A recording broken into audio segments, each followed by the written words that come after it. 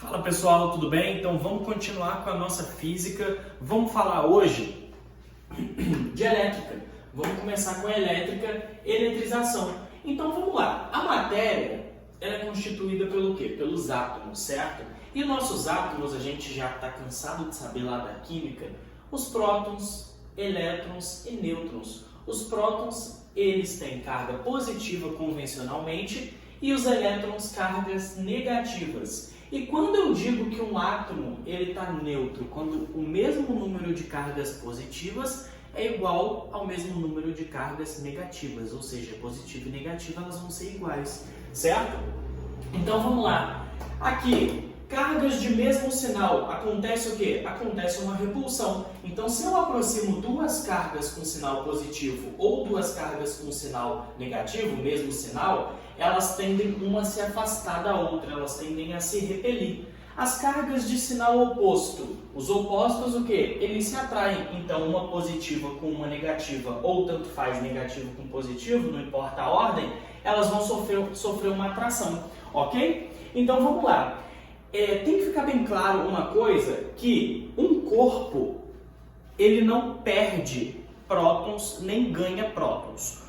Ou ele perde elétrons ou ganha elétrons. O elétron que fica ali orbitando na eletrosfera é ele que sai do corpo ou é ele que chega no corpo, certo? Isso vai depender de uma relatividade na química. Tem corpo que vai tender a ganhar elétrons, tem corpo que vai tender a perder elétrons. Isso varia de elemento para elemento, de corpo para corpo, tem lá a regra do octeto, tem vários fatores químicos que influenciam isso, que não vem ao caso, mas só para saber, quem faz esse processo de migração, de chegada ou de saída são os elétrons, ok? Então se um corpo perde elétrons, quem passa a reinar naquele corpo? Ele passa a reinar os prótons. Então ele tem um excesso de carga positiva. Então anota aí, esse camarada aqui, ele está eletrizado positivamente. Mas por que ele está eletrizado positivamente? Ele ganhou próton? Não. Significa que ele perdeu elétrons e os prótons estão em excesso.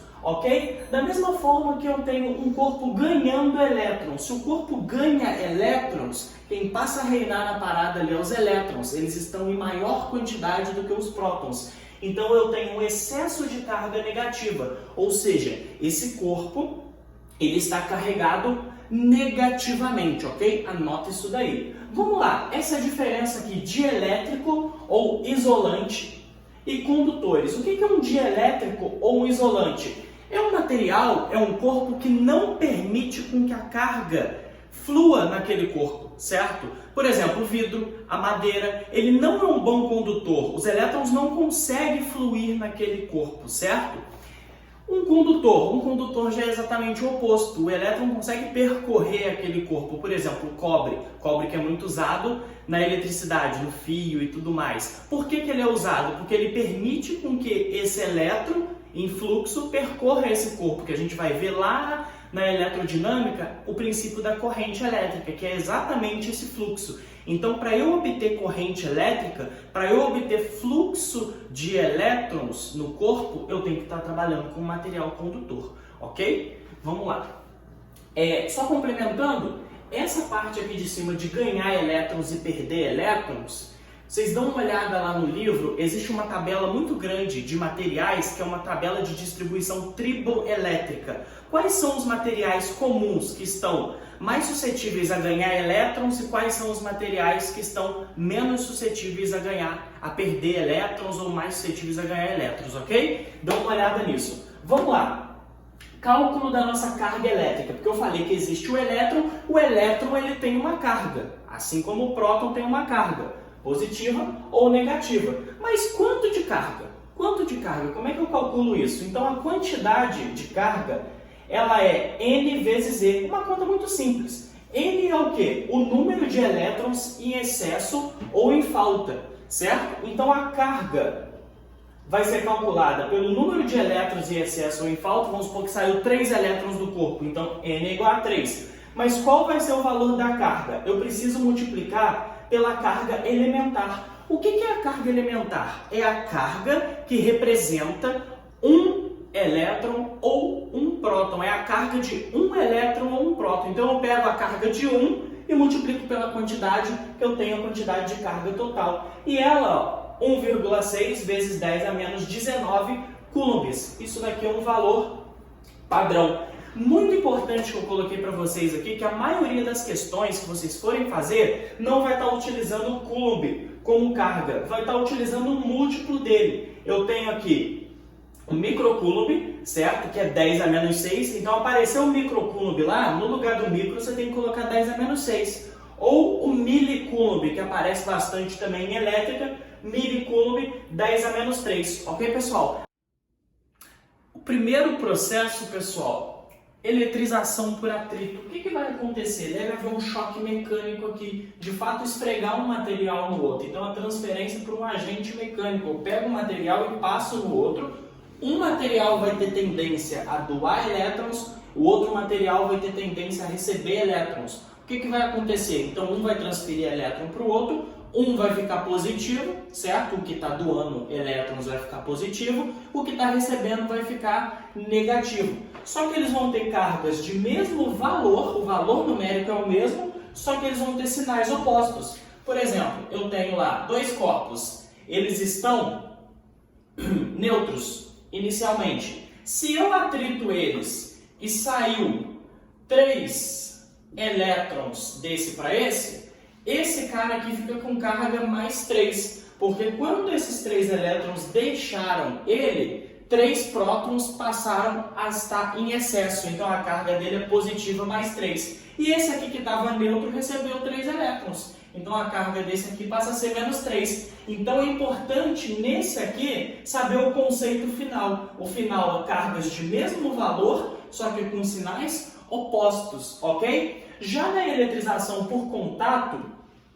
pelo menos um dos corpos já deve estar eletrizado. Porque o que vai acontecer? Eu vou aproximar um corpo do outro. Se eu tiver 2 corpos neutros, não vai acontecer nada. Então, um dos corpos já tem que estar eletrizado para poder iniciar o movimento ali de transferência de cargas. E há uma redistribuição quando eu encosto um corpo no outro das cargas. Costumo dizer aqui, ó, que nesse caso é o socialismo das cargas. O que é o socialismo das cargas? Uma carga coloca aquilo que ela tem, a outra coloca aquilo que ela tem, a gente pega tudo e divide, certo? Então, suponhamos o seguinte, que uma carga seja menos 5 e a outra seja 3 positiva.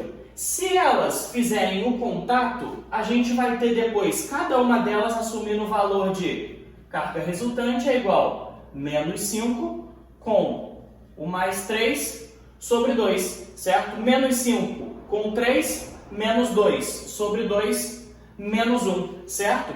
Então eu vou ter tanto uma carga com menos 1, quanto a outra carga com menos 1. Então lembre-se, no final eu tenho cargas e sinais iguais. Diferente aqui que os sinais são opostos, aqui os sinais vão ser iguais. Elas têm que transferir de forma igual uma para a outra, tem que ficar tudo igual. Socialismo das cargas, beleza?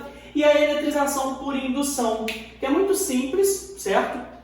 Essa primeira e essa última, a gente trabalha em cima de teoria, e essa do meio costuma ter conta. Os exercícios, eles martelam no seguinte: um corpo A toca no corpo B, que consequentemente toca no C, que consequentemente toca no D. Então você faz o contato com A, depois o novo valor você faz com B, depois o novo valor você faz com C. Os exercícios têm bem essa cara. Já isso daqui é mais conceito. Eletrização por indução, o que vai acontecer? Imagina que eu tenho um corpo aqui que ele tem a mesma quantidade de prótons e de elétrons. Ou seja, esse corpo aqui, ele está neutro. E aí eu aproximo, próximo a ele, um corpo que a gente chama de indutor. É o corpo que vai fazer a mágica acontecer. Esse corpo que eu aproximei é positivo. O professor poderia ser negativo? Poderia, vamos falar já já. Então, aproximei um corpo positivo. Quando eu aproximo esse corpo positivo, as carguinhas negativas elas correm para cá, porque os opostos o quê? Se atraem. Consequentemente, as positivas se afastam, porque os iguais se repelem. Então, beleza, essa primeira configuração quando eu aproximo o meu indutor. E o corpo que está acontecendo isso é o que a gente chama de induzido. O segundo passo é o seguinte: já que aconteceu aquilo ali, No corpo induzido, eu venho aqui e faço uma ligação com a Terra, eu faço um aterramento. Quando eu faço um aterramento aqui, essa parte aqui que está positiva, a Terra tenta neutralizar ela. Como é que a Terra tenta neutralizar ela? Começa um fluxo de elétrons. A Terra tem essa tendência natural de neutralizar. Então começa esse fluxo de elétrons. Quando começa esse fluxo de elétrons, esse cara fica todo negativo, todo negativo. O que eu faço então? Eu corto esse fio. Quando eu cortar esse fio, eu vou ter um corpo todo negativo e do lado de cá vai continuar positivo atraindo. Então aqui vai ficar todos os elétrons para cá. Em seguida, eu afasto o indutor. Quando eu afastar o indutor, vai sobrar apenas o corpo negativo. Pessoal, tem que ser nessa ordem. Se eu inverter a ordem, isso aqui se desfaz, ok? E no final, então, eu vou ter um corpo pura e simplesmente negativo. Então, o sinal no final é o oposto do indutor. Olha só, o corpo no final, o induzido, ficou negativo. Ele começou neutro, ficou negativo. Ficou negativo por quê? Porque o indutor que fez isso acontecer era positivo. Então, sinal no final, oposto do indutor. Então, eu desafio a vocês a fazerem aí em casa o mesmo processo, a mesma coisa, com o indutor chegando aqui perto negativo. Então, ele vai chegar negativo, vai atrair as positivas, repelir as negativas e por aí consequentemente. Ok, pessoal? Continuando, força elétrica. Então, vamos lá. A força elétrica é interação entre as cargas. Beleza. Uma coisa muito simples. Ela vai ser calculada como K vezes o módulo da carga Q1. O que é o módulo da carga? Eu não estou levando em conta o sinal dela. O módulo da carga Q2 dividido pela distância ao quadrado. Então a força ela vai sair para a gente em Newton, quando a carga Q1 e Q2 no SI forem colocadas ali em Coulomb, certo? E a distância no SI tem que ser dada em metro.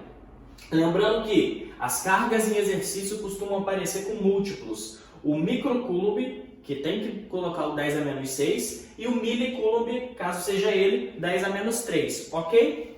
E olha isso daqui, a força ela é inversamente proporcional ao quadrado da distância. Professor, como é que eu represento isso na prática?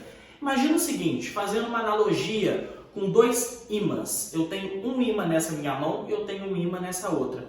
Quando eu vou aproximando eles, não estou sentindo um atrair o outro. Conforme eu vou aproximando eles, a minha distância está diminuindo, está aumentando então a minha força, inversamente proporcional. Até um ponto que a distância chega muito pequena. Uma distância muito pequena, ou seja, um número muito pequeno ao quadrado, ele é menor ainda. Por exemplo, se a distância for 0,1, 0,1 ao quadrado é 0,01. Ou seja, uma distância muito pequena, quando ela vai ao quadrado, fica menor ainda. Então, para uma distância muito pequena, eu tenho uma força muito grande, uma força abrupta. Simplesmente muito perto eu não consigo segurar. Ok? Eles terminam de se encontrar. A força é muito alta. Então, isso acontece aqui na elétrica. Existe também uma alusão em comparação dessa fórmula com a gravitação universal, para quem já andou estudando aí. Mas isso é outro papo. Vamos lá. Então, quanto menor a distância, maior essa força. Maior como? Ó, força está relacionado com o quadrado da distância. E quanto maior a distância, menor a força. Lembrando que esse K, ele é a constante elétrica para o vácuo, porque essa força acontece, as duas partículas estão, o ar, por exemplo, é uma boa aproximação também para o vácuo, a gente considera, só que elas podem, no problema, estar mergulhadas em óleo, por exemplo, estar mergulhadas em querosene. Então esse K, esse valor de atração entre elas, vai mudar, certo? Ok? 99% dos exercícios a gente trabalha com o nosso K padrão, mas pode acontecer o caso da gente estar inserido num meio diferente, então a gente tem que saber de onde vem e tem que saber como eu vou proceder, ok? Então esse K, ele é tabelado para o vácuo, 9 vezes 10 a nona, Newton metro quadrado, Coulomb quadrado. Quando eu dou o K para você, eu já tenho entrego a unidade, olha só, Newton, unidade da força, metro quadrado, unidade da distância, mas metro quadrado porque foi ao quadrado. E Coulomb ao quadrado, porque o Coulomb desse vezes o Coulomb desse ficou Coulomb ao quadrado. Ok? Então tá aqui o nosso K. Beleza? Vamos partir para os exercícios. Valeu!